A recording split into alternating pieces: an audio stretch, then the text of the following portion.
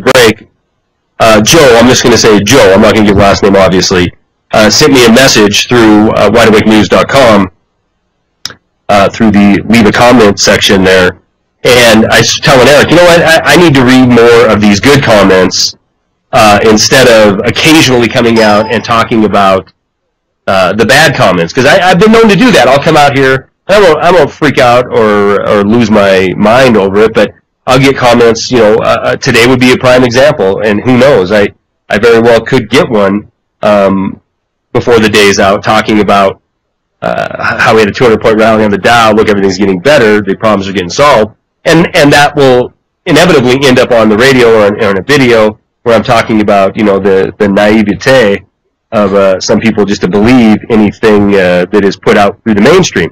So let me read this comment, and the point is this. Instead of occasionally letting those kind of comments enter into the program, I need to make sure that the positive comments, which far outnumber it, are represented on the program when we talk about comments. So here we go. Charlie, I love the bleep out of your show, and Eric Lovely is awesome as well. I love the commentary and the down-to-earth, no BS. I've been listening for a while now. Just thought I'd send a quick message. Boots with wings on your journey, my friend. Keep up the good work. Joe. So that was a very kind message, and I greatly appreciate those kind of messages. And I'm telling you, one good comment it sometimes turns a day around doing the things that we do here. Working on the website early in the morning, working on videos, working on the radio program.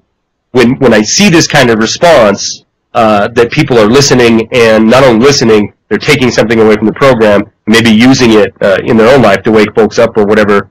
However this information can be used by them, it really makes a difference to me. So I appreciate these comments. Eric Lovely, we're talking about Europe. We're talking about Draghi. These names, man. And I think back to Al Gore and his cohort Blood. So we had Blood and Gore. I mean, it just seems even the names are right out of Hollywood. But we're talking about the rally today being strictly 100% fostered by more optimism. That's it. We have him coming out saying he's going to do anything, everything, including throwing the people into serfdom for the rest of eternity, paraphrasing there, of course. And we see this big rally in the Dow, and this animal spirit, this notion that we can have a central bank come out, utter a few words, and then everything's better, and we're going to see this big rally. And the notion that the populace in general buys this is legitimate is terrifying. This is more terrifying than a real crash, a real collapse. I want more people to understand that when we should use these indicators, excuse me, as exact opposite, right? We see the Dow go up 300 points.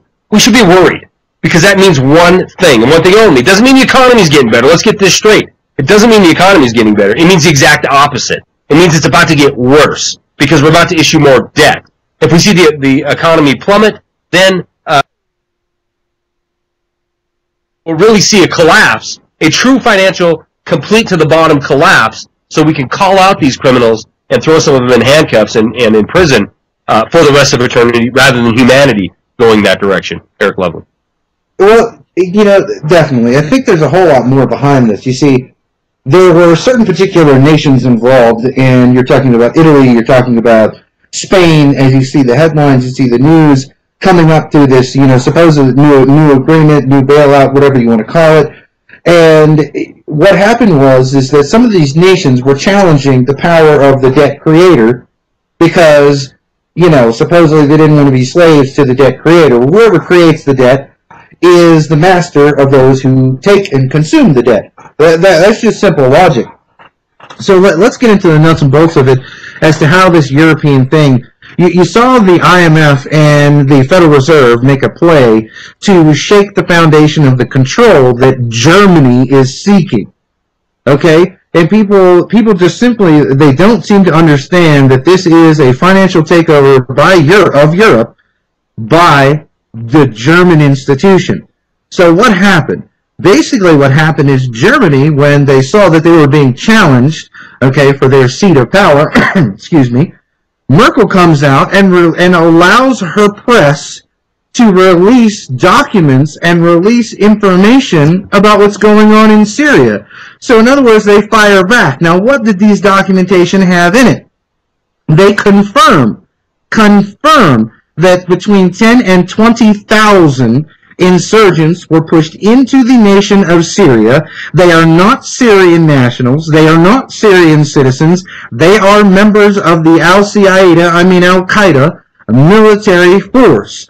Merkel also released that 90 confirmed terrorist acts have taken place in the nation of Syria against the government by Al-Qaeda. Okay? In other words, terrorist activity, 90 of them have been confirmed that there was terrorist activity taken out on the citizens of Syria and the military of Syria in an attempt to topple the Syrian government. They also released other information that there were 20 other terrorist acts that have taken place in the last, I think it was 7 months, that were unknown operatives and unknown agents. In other words, they weren't Syria, and they were supposedly not Al-Qaeda. So she basically laid out all of these facts in front of it, and when that information was leaked to the public, what happened? Everyone crumbled. The banking agreement went through just as the Germans wanted it to. This is what happened, which then gave you what? An upswing in the markets. Now, we can also look at what Clinton said. Now, people don't understand that this is Adolf Clinton. Okay? That's her new name. I'm not going to call her Billerby anymore. Adolf Clinton. She said, this is what she said, until Article 7 sanctions are adopted and agreed upon, that they would support the activities in Syria and the terrorist attacks would continue. Now, what is she saying? She's threatening them. She's threatening the United Nations. She's threatening Russia. She's threatening China by saying, yeah, we're the one doing the terrorist activity in the nation. So what? If you don't like it, then you agree to what we've laid on the table. And the Article 7 clearly dictates that the final draw is military intervention by an outside source. People just don't, they think that somehow there's something new going on. And I always go back in history and compare this crap to history and tell you that there's nothing new under the sun. What is Clinton doing? Okay, basically what you're seeing happen in Syria, Libya, in all of these different places is you're seeing a surrogate army, okay, basically a slave army from an outside source invade a nation on behalf of another party to create what that party wants or wants to get. And it also then gives that original nation with the agenda reasonable deniability to say, hey, it wasn't us. The British Empire used to use Irish conscript armies. They would take the Irish, they would basically take these slaves, give them weapons, train them, turn them into an army, put them on British boats, sail them somewhere, and tell them to invade a nation in favor of the British agenda and the British ideology. This is the exact same thing that NATO and the United Nations are doing, or the American power, the bankers, are doing with these Al-Qaeda. They are our surrogate army. We arm them. We equip them. I did it in another show and asked, where are these guys getting these weapons? You see the videos, they're trucks with these giant anti-aircraft guns. Where did they get these weapons? It's because they are a surrogate army so that America can say, oh no, we don't have boots on the ground. No, it's not us.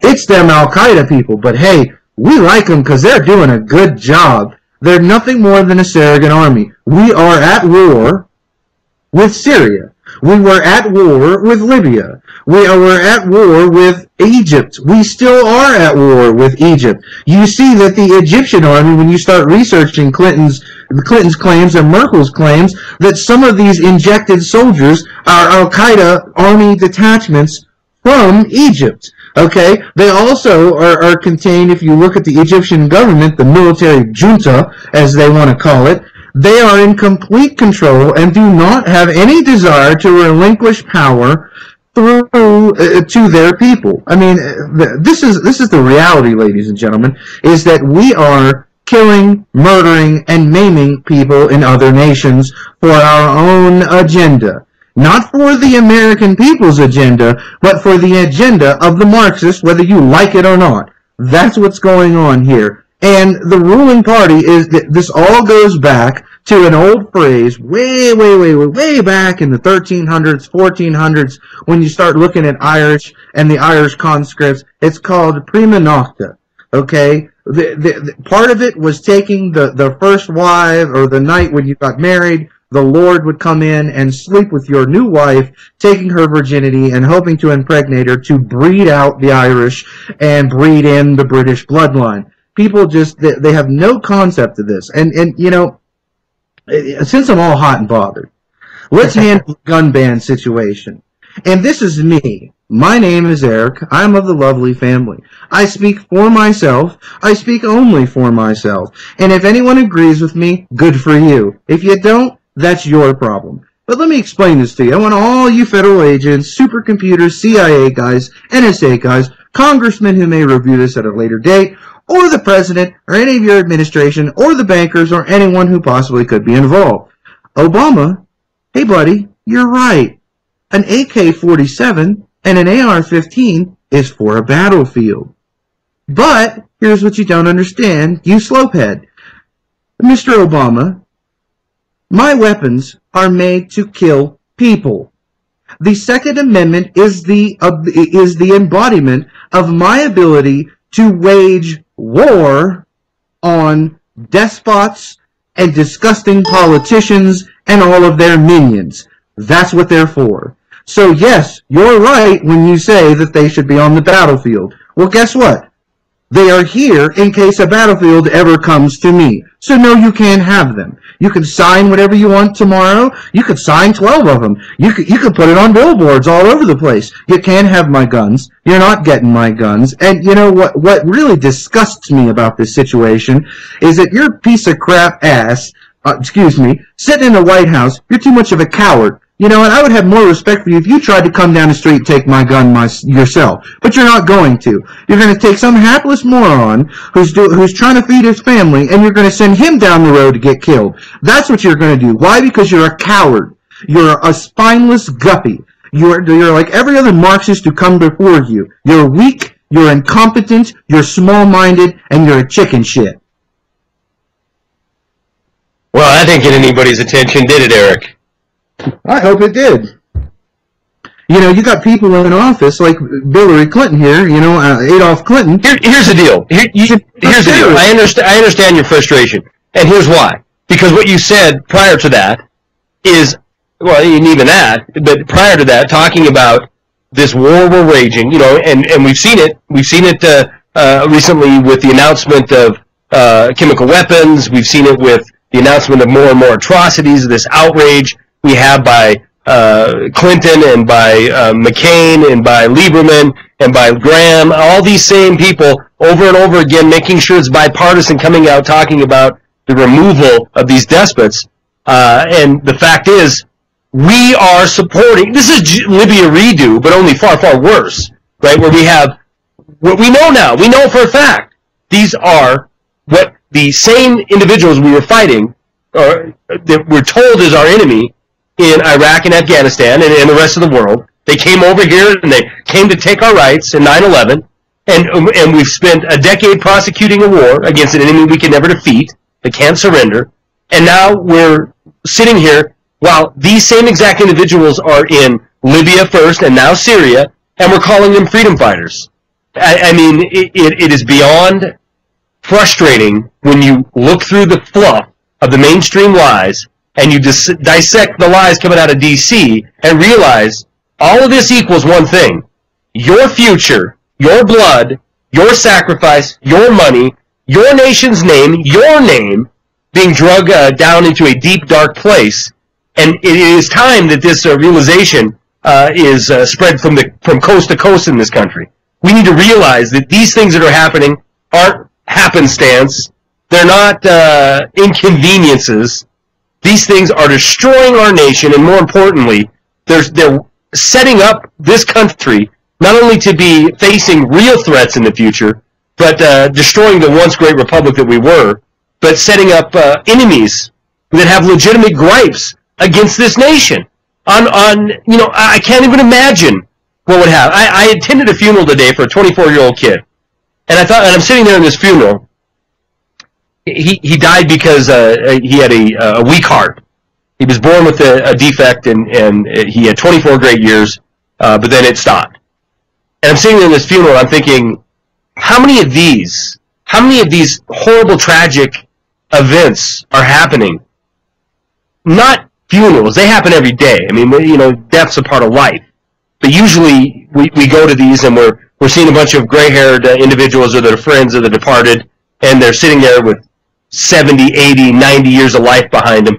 But how many corners of this world are there hundreds and thousands daily of 20-year-old, 19-year-old, 6-year-old, 8-year-old, 5-year-old kids being killed and butchered, slaughtered? How many grieving individuals are out there because their loved ones' lives are cut short? And this is being done in our name. We need to understand this. It's being done in our name. Regardless if we support war or not support war, it is being done in our name. So I understand your frustration, Eric. Yeah, well, I mean, it's beyond frustration, man. It's into the Department of Disgust. I mean, the people who run this nation, the people, the bankers, the governors, police officers, I hear all of these people continuing to, we got to hold on to hope because there's good this and there's good that. Look, it's disgusting. The whole entire society is degenerate, disgusting, nasty, the most evil, and the reason why people like me, and the reason why my speech, and the reason why the common law and what I believe in is public enemy number one, is because we challenge their degenerate, disgusting authority. That's what it boils down to. And we need to start remembering what it was like to be men. I know there aren't many of us left, but we need to remember that we have a pair floating around down there, and that it's time to step up to the plate and be real men, and take care of those who are innocent and who are less fortunate. And you know what? That doesn't only mean our own, because you need to go to the Red Cross, you need to look at the numbers. Look at the numbers of the women and children that have been just disgustingly mutilated in over 7 nations, from Yemen to Iraq to Libya to Syria, and we continue to we stand around and we let this degenerate piece of crap, Clinton, get up on TV and cackle like an old sow. Somebody needs to put in... we need to do something. We need to stop discussing this and worrying about this security state and these people and what they may or may not do to us, or what lists they put. Just go ahead and put me on all the lists. I'm good with it. I'm trying for every list you got. I'm trying to get on it. I'm trying to get as close to the top as possible, because, hey, if you're going to win a race, you got to be number one. So I'm just going to do what I got to do, speak my mind, speak my heart, and drive myself to the top of the list, because you guys simply disgust me. The FBI, you're a bunch of degenerates. You run around chasing these people. You create terrorists out of nothing. You take taxpayer money to create a criminal to prosecute. I mean, so that you can sway the opinion of morons running around. This is the whole reason why democracy doesn't work. It's the whole idea behind the reason why our forefathers said the most disgusting form of government is a democracy. So that's what this is. What you see is nothing but degenerate, disgusting lowlifes. That's what they are. Clinton, her husband, the Bushes, 99% of the Senate and the House, everybody in the White House, everybody who draws a paycheck from this government, the police officers who will continue to carry out this nothing but revenue service on the streets, evicting people from their homes. You're just degenerates. You're disgusting. And it's time that the wheat and the chaff be separated. Nothing I can add to that, Eric Lovely. I'll tell you, Eric's going to hang out. Here's what we're going to do. We're going to take a break here in a minute. And when we come back, I'm going to calm Eric down for 10 minutes. I'm going to get him back on the rails. And we're going to bring Gabe Elton on from Austin Rare Coin. I know he's doing a giveaway, 10 ounces of silver. Hang out for that. And we're going to talk precious metals. We're also going to get a little bit more into economic news with Gabe, as well as Eric. And Eric, I mean, that was a rant of rants, buddy.